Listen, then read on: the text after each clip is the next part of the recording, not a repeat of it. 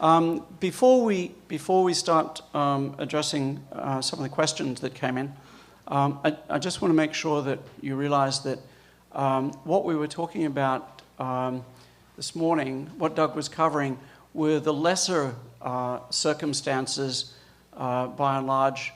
We hadn't got into dealing with any of the significant or powerful strategies that become necessary when dealing with significant issues of alienation. And hopefully we'll get to talk about some of those later on this afternoon and tomorrow. And certainly we'll talk a little bit about some of those now. But I just want you to understand that where we left off this morning really was management of the lesser conditions surrounding parental alienation, and clearly we go all the way up to some of the things that initially led me into this field, and that was the whole question of debriefing from the sort of work that you do when you're dealing with cults, and so we'll talk about some of that later on this afternoon. So let's see. You ready? I'm set. Okay. Let's find one that's really easy to read. I've seen where a child is diagnosed with reactive attachment disorder, and the recommendation was no contact with the mother. The father was pleased, and there was a belief that his therapist was not meeting the mother. The therapist who had not met the mother had biased her diagnosis. Is there a link between reactive attachment disorder and possible parental alienation diagnoses? Okay. I'm not sure how to answer that because I have not read in the literature specifically the connection between the two. And when I've read things about, attachment, I really find the significance with attachment theory having to do with the reunification process and the whole issue of bonding and how to rebuild and how to strengthen those relationships. And that's not easy for a lot of people. For an example, I was doing reunification therapist, and the father was a very successful physician. And he felt that his wife should have been responsible all these years to ensure that he had a strong relationship with his son. Okay, which is, again, some irrational thinking. So anyway, in talking with the son, the boy was 15 and a half years old, and what do 15 and a half year old boys want to do? Learn to drive. So I made the suggestion that maybe this is a way of trying to do some bonding and some, getting together. Father's response was, that's too dangerous, let's let the mother do that. Seriously, that was his response, okay? So you can understand the bonding issues. And, sometimes you are working with a parent who is just not warm and cuddly. They're just really kind of cold. They mean well, but they just don't convey any kind of feeling and all that. And they don't know how to build and strengthen relationships, So there are some bonding issues there. I can't say that I know enough about the, reactive attachment disorders and how that all ties into PAS. I have not really seen that written about, together in the literature, but that's not to say that it hasn't happened. So go ahead. Well, my only comment is when I was 15 and a half, that was the second thing that I wanted to do. Yeah, but I don't know if Father could have helped you with the first. No, apparently not. Okay, the next one is, if the alienating parent does not appear to be conscious that they are sabotaging the relationship to the other parent, how do you address these sorts of issues? Well, first of all, most alienating parents deny they're alienating. They rationalize their behavior saying, I'm really only trying to protect my son or daughter. And very often they will see that as an attribute. The way you very often try to get past resistance is falling back on an educational format. That's why I have all the journal articles. And that's why you have to objectively describe different behaviors and talk about the consequences of those behaviors without judgment. Because when you start creating a lot of judgment, then they're going to bolt on you. The other thing that is very often helpful in getting through resistance is talking in terms of metaphors, especially with children. Children love metaphors. And that, too, makes what you're talking about a lot less threatening to them. So it's really kind of an educational process, and they have to learn to trust you just like in any other therapy relationship. But again, that's why you got to maintain your neutrality. You cannot give the appearance of taking sides. You got to minimize judgment, and then just work from there. Hopefully I'm answering the question. Yeah, I'd like to offer a comment there. You know, I think that if we look at pain scales, for example, normally the normal medical pain scale is a 1 to 10 style scale. And I think that it's probably fair to say that in parental alienation, you've got a 1 to 10 scale. Because at the lesser levels, I'm not talking about the effectiveness of the alienation. I'm talking about the level of pathology in the alienating parent. At the lesser levels, they are likely to be responsive if they can somehow see that their system isn't working, or if they can be persuaded that there's better ways of going, or they can be truly persuaded that the children are being negatively impacted. At higher levels of pathology, doesn't happen because they truly exist in a delusion. And that locked-in delusion is so powerful that you've almost got to beat it out of them. And unfortunately, that's often what, I don't literally mean beating it, but in terms of dealing with the legal system, you've just got to take a very hard line and change their entire structure, and then try and help them understand that that's going to benefit them in the long run anyway, because what's happening is a downhill path for all concerned. And that's a formidable task. Yeah. The one thing I feel good about from listening to other people's comments is how my term obsessed alienator has become very much part of the nomenclature. And I think part of it is because it's so descriptive of those parents that are severely involved with alienation. And you know, we talk about in the book and all that, the different symptoms associated with obsess. But those are the kinds of issues that Richard is going to be addressing. Right, Richard? Obsessed, right? Okay. Richard's being a mild-mannered right at the moment. Is there any research showing art therapy can be helpful in parental alienation syndrome treatment? Say that again. Any research? Is there any research showing that art therapy can be helpful in parental alienation syndrome treatment? Again, I'm not aware of that, but art therapy can very often help to facilitate trust and interaction and communication between the therapist and the child. Let me say one thing when we're talking about reunification. And I want to say a couple things. One is you can't do reunification if there is no way for that child to have access to the alienating parent. Reunification does not happen in a vacuum. When courts order and say, well, let's cut off all access and we'll just wait until the child is ready, that does not happen, okay? Children, especially if they're victims of alienation, are not going to spontaneously go to the alienating parent and say, gee, I want to now have a relationship with the other parent. That does not happen for a couple of reasons. One is children live by a very simple principle. When uncomfortable, avoid. They will lie, sneak, and cheat to avoid discomfort. Not necessarily maliciously, just to find that comfort level. If they have to subject themselves to the discomfort of fighting and arguing with an alienating parent, they're just not going to do that, okay?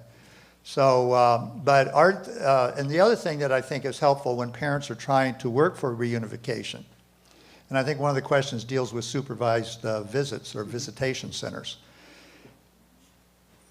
A lot of times parents ask me, what do I do in a certain situation? How do I know I'm doing the right thing? Typically, the answer is whatever it is that's going to reduce the child's anxiety. That's the direction you want to move into, reducing the child's anxiety. If you initiate and create anxiety, you're working against yourself. okay?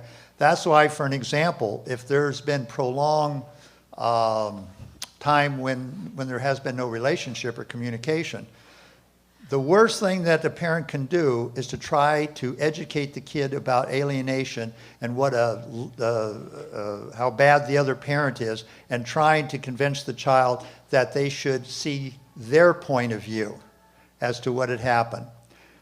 You'll lose the child. I mean, they don't want to hear it. And most children that have been severely alienated, when I've talked to them, they either have a very different interpretation of what all is happening, or they don't want to talk about it. And it doesn't help to push the issue. So, yeah, there's another related issue here that's so often forgotten, because the tendency is to focus solely on the interest of the children.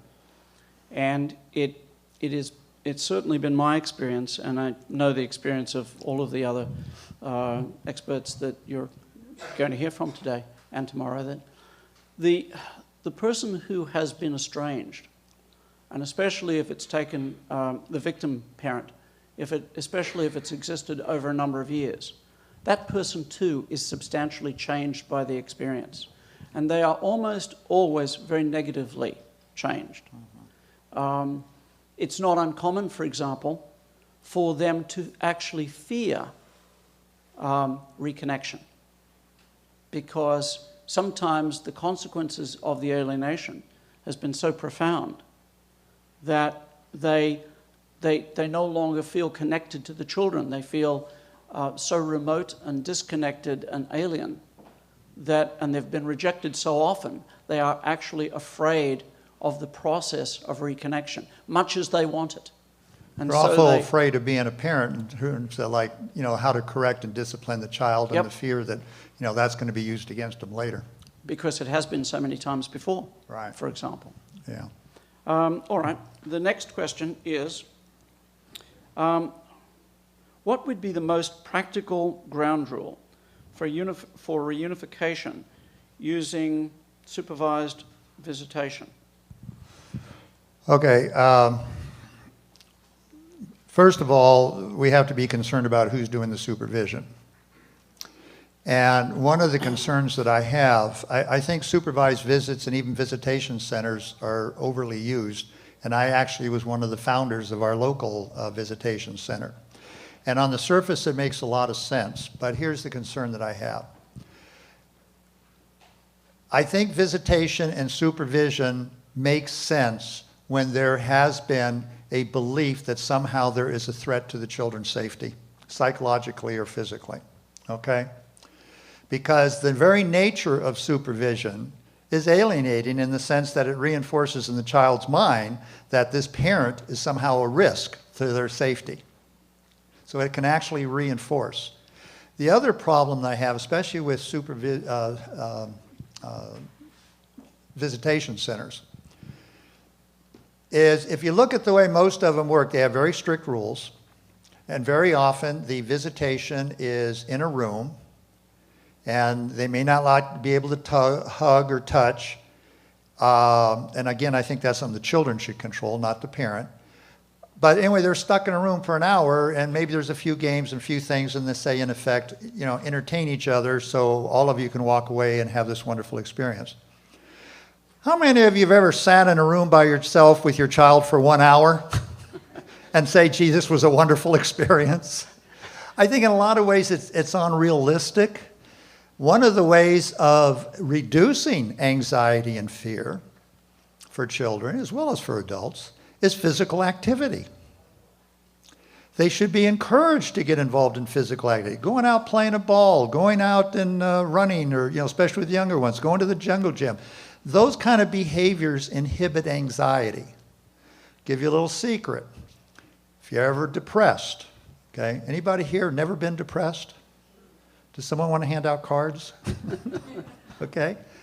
When you're depressed, do a bunch of physical exercise. While you're doing the exercise, you're not going to feel depressed. Okay? Now, you may afterwards, but it will give you relief. Okay? And our doctor friends could probably explain the physiology behind that. But it's also true in terms of reestablishing a relationship. The other problem I have with visitation centers, and even supervised visits, is often with the court order, there is no criteria as to who has the authority to reduce the supervision, under what conditions, and when should it happen. Okay, so you're kind of in a legal limbo that becomes very frustrating and confusing for everybody else. There needs to be a mechanism, and it can't always just be based on time, because you could say, well, you're going to do supervised visits for the next 5 months. Well, for the next 5 months, assuming what? What is supposed to happen in that 5 months that says to you, you could reduce or eliminate the supervision?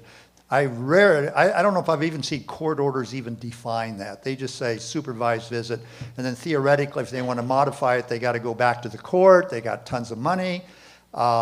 This is a good task for parent coordinators to be involved in the process, because they can perhaps make those judgments if the court gives them arbitration power to modify the parenting time or the supervision. But again, that should be in a court order too. Okay?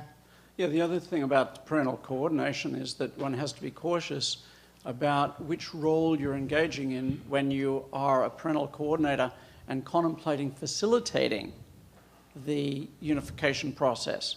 I think what was being said by Doug is absolutely the case, that you're so much better off if what you can try and do is create a framework of, instead of calling it supervision, basically therapeutic realignment, where you're actually where the person who's going to actually be involved in the, quote, supervision meets with the child beforehand, creates somewhat of a relationship, gives the child some expectations of what's going to happen, and of course does it in a much better environment than a box, and then proceeds to work with play or whatever strategies are being used to try and accomplish the mission. One of my favorite things to do, quite honestly, when I do this work is, my office is about 3/4 of a mile away from Fort Lauderdale Beach.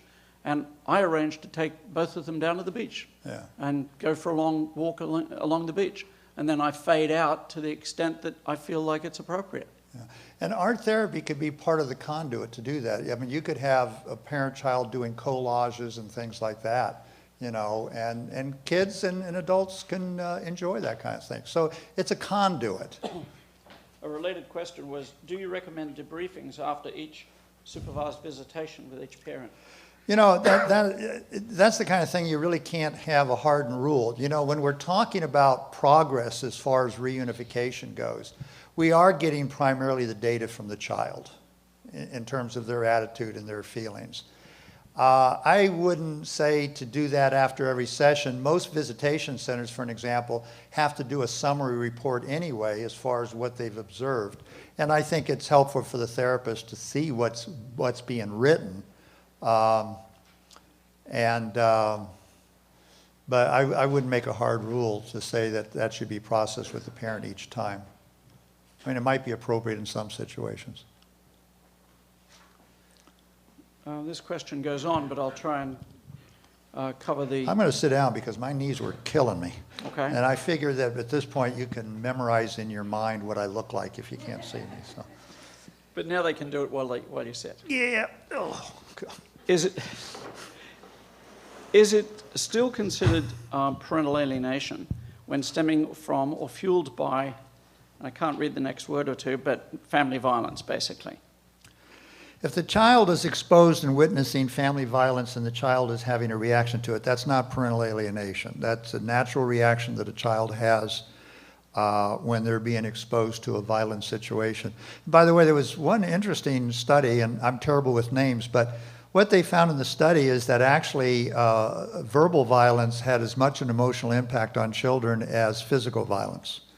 So, you know, those are things that you also have to look at, screaming matches and threats and all that, because that can have a, you know, again, that would be estrangement when the child is exposed to that, but it could be very traumatic when they're being exposed to verbal threats and stuff, even if they're kind of watching it between the mother and the father. But, you know, we vicariously learn, and that goes with children too. A lot of learning occurs vicariously, and that could be very troubling for the child. Is there a Dr. Rick Parker in the room at the moment? Yeah. Yep. Would you mind... he can't read your writing is what he's going to tell you. To the question a little bit? I was really curious when you said attachment theory fuels the reunification process. But I just felt like we just sort of never really got to attachment theory and how it really is applied into the approach. I really look at it, you know, both as part of the issues of lack of attachment or reactive attachment disorder, and also as being sensitive to in terms of the reunification process. Because you do find parents who do not know how to bond, who do not know how to attach, okay? And they frankly need a lot of coaching on that. I'm not really an expert on attachment disorders, to be honest with you. I mean, I appreciate it, but I feel very inept if I was to sit here and do a hour talk on attachment.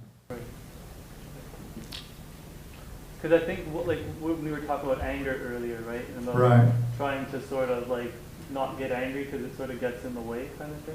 Well, I was talking about the anger. You know, parents are going to get angry, okay? When I was talking about mostly is parents getting angry in court with the judge and the attorneys and all that. That really works against them. But the other thing that's important too, like even on parenting time or visitation, you can have a wonderful week, 3 days, but if the last hour is punishment and discipline, that's what the child is going to take with him or her until the next visit. And that's even true with both custodial and non-custodial parents.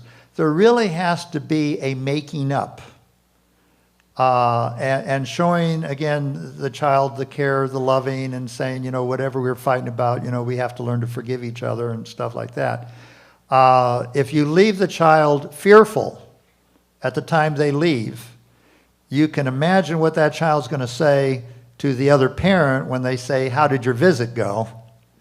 And then you may have fine reason why that child does not want to return. And again, it goes back to what Dr. Bennett was talking about, you know, in terms of escaping, you know. But that's not alienation.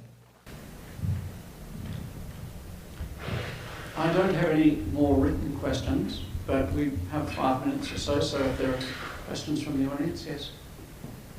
Got a lot of information about definitions and this sort of thing, and the need for therapy and reunification. What I'm missing is a statistic, and probably the DSM committee has asked you the same question. What do you think is the percentage of people affected by this whole parental disorientation syndrome? Well, it's a good question, and to be honest with you, the literature will say anywhere from like 2 to maybe 5% and all that, and I don't think that's unnecessarily on a statistical analysis or gathering data, okay? The good news is that most parents do a good job and recognize the value of having a healthy relationship with both parents and try to protect the children from alienation, and that's the vast majority. I make the distinction, like I said earlier, between the naive and the active and the obsessed alienator. Every parent will occasionally do alienation stuff. They don't need to go into therapy. Kids learn to let it go in one ear and out the other, you know, from stupid comments. You know, parents sometimes do those kind of things. Am I right, parents? The active alienator is a parent who, again, understands the value and the appreciation of the importance of the relationship. But often they get triggered by espousal issues where they really get angry and they really start denigrating the other parent. But usually when they recover, they recognize they're wrong and they can correct the problem. These people respond really very well to education, okay? The obsessed alienator is the individual who is very delusional, the person that Richard's going to talk about, that has very severe consequences. Fortunately, that's a small number, but they take up a lot of time in the court. Right. And they're very resistant. You know, even though you're going through this training, and there's a lot more we can do about training, don't beat yourself if you have a failure, because you're going to. I've had failures. It is the most difficult group of people. I mean, I've worked with schizophrenics and bipolars, and they're a snap compared to dealing with severe alienating parents. So you really are stepping into a quagmire when it comes to tough people. And part of the problem there is you do not have control of one critical event. the legal process. Yeah, that's true. Yeah. This lady down here. Talked a lot about the alienating process within the context of separation and divorce, but there are alienating parents who, within the marriage, are alienating the children against the other parent, ongoing and constant, prior to the divorce. Absolutely. Alienation doesn't start from the day that the divorce occurs or the separation, and in fact, it could proceed for quite a while. The other thing to be very conscious of, and this is a little bit of a pet peeve I have, as we know, very often contentious divorces or separations occur when there's a new significant other. And one of the things that I coach parents, and very often it's the father because they're usually not the custodial parent, and that is, don't introduce the kids to a new potential significant other unless you know you've got a long-term stable relationship. Kids don't want to sit at a restaurant and watch daddy hugging this new little chick, you know, and expect the kid to sit there and feel comfortable about it. They don't want to see it and they don't want to hear it. And again, I go back to the idea, one uncomfortable avoid. I think it's very insensitive. But significant others is really a trigger. But my pet peeve is I get a lot of emails, you know, people wanting, you know, recommendations and all that. What I have a problem with is how often those inquiries don't come from the father, they come from the stepmother. And I have a problem with that. The father needs to step up, not the stepmother, okay? Now, she means well, but it's got to be the dad.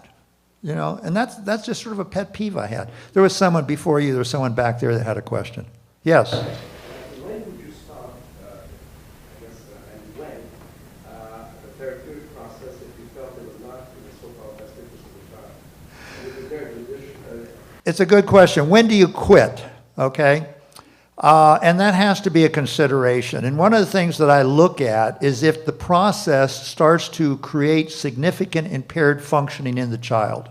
If I start to see a drop in school grades, they become very depressed, where they become very withdrawn, and it really kind of permeates in other parts of the life, then I think we have to look at what we're doing and whether we should proceed. The one thing I find, and this makes things a little deceiving about alienating children, if you look at two concentric circles, the first circle is the world of divorce. A lot of parents look real crazy in that world, okay? Very irrational. But if you step out of that world, they can look very sane and very rational. And that's also true for the kids, okay? If they can maintain that, then I would say they're tolerating the process.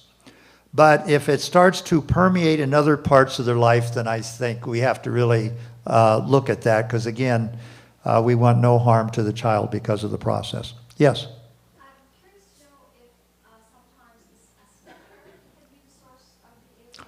Absolutely. The step-parent can definitely be the source of the alienation. But you know, I've seen, in contrast to that, I've seen biological mothers and step-parents work real well together. You know, that can happen. And sometimes the stepmother can get dad to straighten up a little bit there, you know. But, I mean, that is possible. But, yeah, to answer your question, absolutely. Yes? It was mentioned this morning that reunification does not occur because of court or mental health intervention. It was more a crisis in the child's life. That was the result of our study on that, yes. Could you give me 2 or 3 common examples of what these crises were? Oh, sure. One was a 16-year-old boy, and his father was very wealthy. He was on the board of directors at a country club in Virginia, and the son decided to do snowmobiles over the greens. If you're a golfer, you know that is a big no-no. Son realized he was in trouble. Hey, Dad, I know you're on the board. Can you help me? And that's exactly what he did. Now, father was very wise, and this is part of the reunification in this situation for spontaneous reunification. One is the child knew how to have access to the father. And 2, father was a listener and didn't sit there and start lecturing the boy, okay? He really was a sympathetic listener. He tried, you know, he dealt with it, but he didn't have a fit, okay? Now, sometimes medical crisis can create change, where let's say a grandparent or someone becomes severely ill, and that the child remembers having some kind of relationship with that person, and again, they want to make contact. Sometimes it's finances. One of the big issues is having to get the cooperation to sign the FAFSA forms for college aid, financial aid. And, you know, the other thing I tell parents in that situation too, and every one of these workshops, I've got parents who are victimized by alienation. If your son or daughter reaches out, plan on being used, because you're going to be. And my response to that is, tell me a parent who is not used. You know, that's part of being a parent. And that's typically what is happening when the child reaches out. They're going to use you and get comfortable with that idea. So, yeah, tell me when we're done, because, I mean, we got good questions. Couple more. Okay. Is there any validity to using the extended family as a bridge in reunification? You can, but you got to be careful with that. Okay, like on that example with the son, the father really did reestablish the relationship with the son, but he hadn't with the older daughter. And the father wanted to use the son as a conduit to try to reestablish that. In that situation, I really did not suggest that. It could backfire, you know. And again, you got to look at each situation individually. But I think logically it makes sense, but you have to be, I think, very cautious on that. It can backfire. It was alluded to, I think, by the previous speaker, but I'd like you to address the concept that alienated children years later can feel guilt about the relationship with the targeted parent. And I wondered if you could tell us any experience you may have of what messages could a targeted parent try to convey to an alienated child to not feel responsible and not feel that guilt? Well, frankly, they could just be very upfront and say that, you know, that what all that happened, I love you dearly, and I think it's great that we're spending time, and I want to spend more time, and I don't want you to ever worry that I'm angry with you or upset with you. You know, what's really important is we're together, you know. What if they're not, but what if that relationship hasn't been established? Well, then you're not going to be able to communicate that. You know what I mean? Am I missing something in your question there? I mean, it's very, you know, here's one of the things that I think happens. And this is a real paradox, okay? There was a study, and again, I'm terrible with names, but I have it at the office, where they found that children that have no contact with a parent do better than being involved in any kind of protracted litigation. Now, that's not a real popular concept for a parent who feels like they're losing their child to alienation. In a funny way, and you're younger than I am, it's probably good I said that, huh? In the days when the tender years doctrine was the criteria for assigning custody, there were a lot less problems. Didn't have all this going on, okay? The only time a woman lost custody is if it showed that she was abusive, but you didn't have all these protracted litigations and everything going on. And the irony is what brought about those changes was the women's movement. And a lot of the women back then could kick themselves, okay? But it was the women's movement who was pushing for that whole notion of equality and shifted the focus to the best interest of the child. So what happens when you look back during the tender years doctrine, I think fathers were a lot less involved with their kids, which I don't think is a good thing. But in a funny way, it was far less stressful for kids. And I think what happens is that kids can become emotionally detached from a parent, which I think is sad, but it can happen. And we even found that with that study that Barb and I did when we looked at the spontaneous reunification, as a third of the kids, yeah, they communicated and all that, but there really wasn't that bond there. And they were perfectly okay with that. And they probably felt no guilt. A severe alienating kid, that's one of the symptoms of PAS, is that they experience no guilt in light of all the denigration and the rejection that's going on. What if they're not, but what if that relationship hasn't been established? Well, then you're not going to be able to communicate that. You know what I mean? Another comment about the whole question of visitation and one thing and another. It also has to take into account the unique needs of children involved. And I'll give you an illustration. I'm involved in a case at the moment where there are four children, and one of the children, a boy, has Asperger's. And the schedule that the parents had worked out after a lot of conflict and was ordered was one in which the children were constantly flopping from one place to the other. And this became extremely stressful for this Asperger's kid. He never knew where he was supposed to be next. And he started to get really anxious as a result of the inability, because what he needed was structure and order and things that he could keep in his mind. And for months, he never knew where he was going to be the next day because they were flipping. And the other thing that they were doing is every now and then they'd agree to change. And for him, that was the worst thing of all. He just couldn't, he had trouble dealing with change to begin with. But given the schedule as it's structured, it wasn't working well for him. He became more and more withdrawn and more anxious and reactive and violent. And it was a lot to do with the structure of the schedule.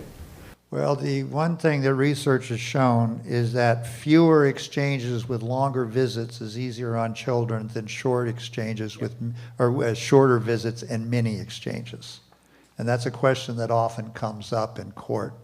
But if you notice, the exchanges, especially when you're getting to high conflict, is very, very stressful for children. They emotionally back away. That's their defense. That's their way of protecting themselves. And so the longer, the better. Gentlemen. I have a question. I think it's connected to the extended family. But Yeah. I deal with a lot of younger parents whose parents, the grandparents, are quite intimately involved. They're financially involved. They're often raising the kids, or at least spending a lot of time with the grandchildren. So they're involved, not necessarily in the room, but they're involved.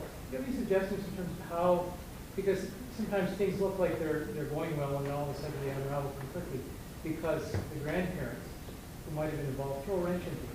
You're raising a good point. One of the, and we are seeing more grandparents raising grandkids. And a grandparent in that situation has to be really very cautious to not overly bond with the grandchildren and to make it a point that the biological parents participate as much as can in the parenting of those children. You know, because what often happens, and it does lead to alienation, is that the grandparent then takes on an ownership of the child. And then they could sabotage the other biological parent in terms of any reunification or even any therapy. And unfortunately, when this tends to happen is when there's a lot of issues about drug abuse. That creates a lot of problems, you know. But I caution grandparents to realize that one of the realities is that the parents, the biological parents, could come back and say, I want my child back. And then they got a bunch of litigation. There's a lady way in the back. Tell me when we're done, because I'm enjoying the questions. I think this needs to be the last one. Okay. Well, I got the lady back there. She's new. Stand up so I can see you. No, I can't see you sitting there. There you go. You talked about what not to do, but if an alienated parent, is feeling helpless, they can often become their own person and what have you. What advice would you have for this alienated parent on a, during this on a day-to-day basis, what they can do, to kind of defend themselves without acting like it's mature? Okay. Well, again, they have to focus on how they behave and the impact that's going to have on the children and the impact on their case. And they have to understand, and it's through education and coaching, that when you go into the court or you're going to interact with your child, you want that person to feel relaxed and in effect like you. Okay?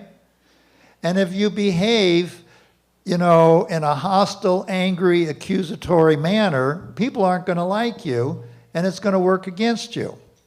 So what I basically say is knock it off. Sometimes I think one of the problems we have as professionals is we don't like to address the obvious. And if the guy's acting like a jerk, he's acting like a jerk. So stop it. Okay? You don't have to wait for any big insight on that. So I tell him that.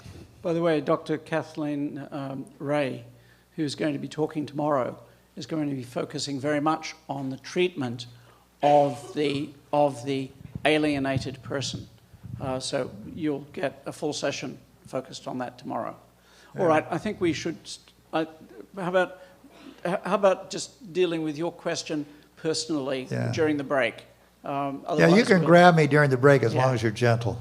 All right, we'll stop and then we'll have Dr. Sauber's presentation in a few minutes. Thanks. Thank you.